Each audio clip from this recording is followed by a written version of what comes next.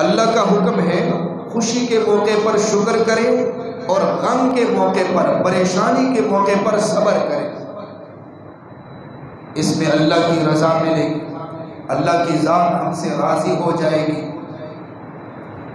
حضرت یوسف علیہ السلام کے بارے میں جیسے کہ قرآن کے اندر بیان ہے کہ حضرت یوسف علیہ السلام کتنی مشکلات سے گزرے، کتنی پریشانیوں سے گزرے، لیکن جب حضرت یعقوب علیہ السلام کے ساتھ ملاقات ہوتی ہے اتنے زیادہ سالوں کے بعد، تو یوسف علیہ السلام نے کسی پریشانی کا ذکر نہیں کیا۔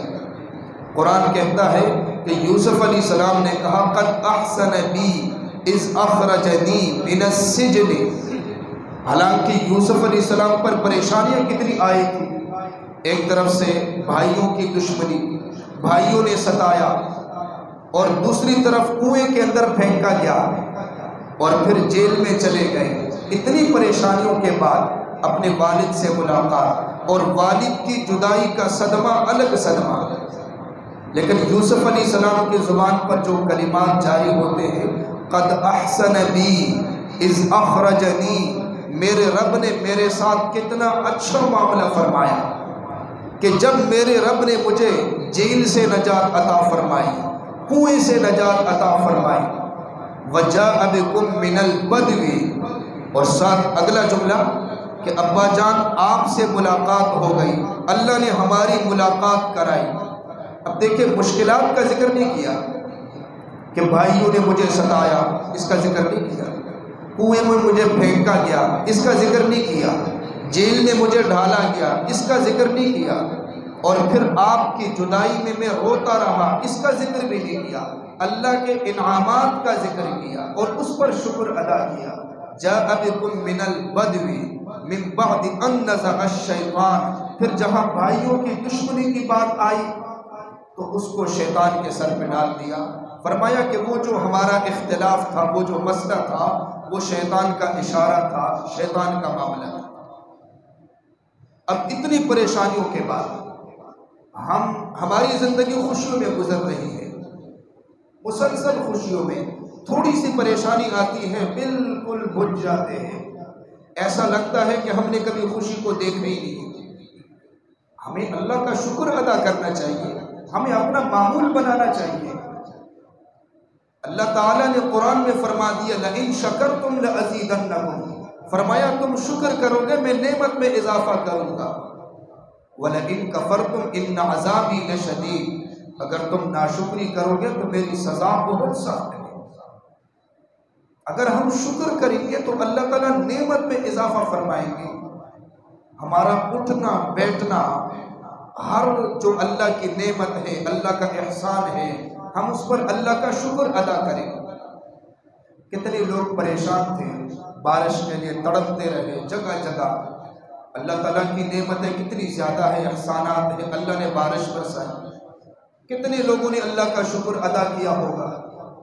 یہ بھی تو ہو سکتا تھا کہ اللہ تعالیٰ بارش نہ برساتے، کیا ہمارے اعمال اس قابل ہیں؟ اللہ تعالیٰ آسمان سے آگ کی بارش بھی برسا سکتے تھے اور پتھروں کی بارش بھی برسا سکتے تھے، لیکن اللہ کی ذات کتنی رحیم ذات ہے، کتنی رحمان ذات ہے، اللہ کی ذات کتنی کریم ذات ہے کہ اللہ نے مہربانی فرما کر ہم پر یہ بارش برسائی۔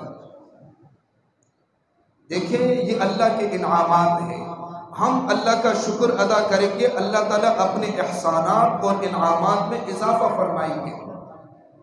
یہ ہمارا معمول ہونا چاہیے۔ اٹھتے بیٹھتے، مثال کے طور پر اپنے گھر میں جا کے دیکھا چھوٹا بچہ کھیل رہا ہے، اس کو اچھا لگا، فوراً کہا اللہم لک الحمد ولک الشکر، اللہ ساری تعریفیں آپ کے لیے ہیں، آپ کا شکر ہے۔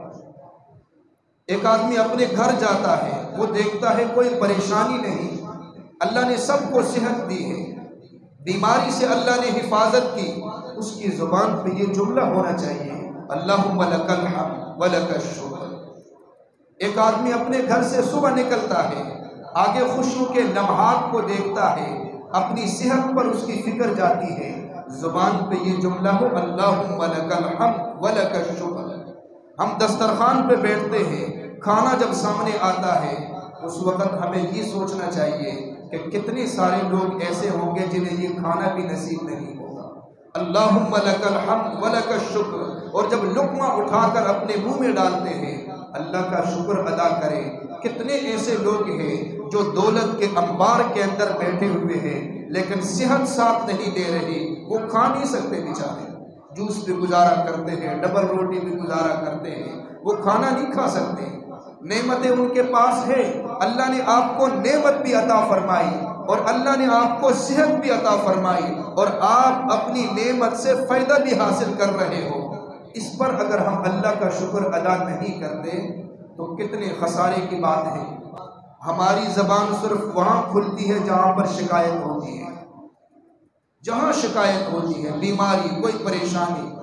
30 سال کا عرصہ گزر جائے گا، اللہ کی طرف سے صحت ہے، اللہ کی طرف سے مال، دولت، اولاد، سب کچھ، تھوڑی سی پریشانی آئے گی، کوئی بیماری، کوئی اور مسئلہ، وہاں شکوے شکایت شروع۔ بھئی ہمیں ہر وقت یہ دیکھنا چاہیے کہ اللہ کا امر کیا ہے، اللہ کا حکم کیا ہے۔ بندہ جب ناشکری کرتا ہے اللہ تعالیٰ نعمت کو سلب فرما دیتے ہیں۔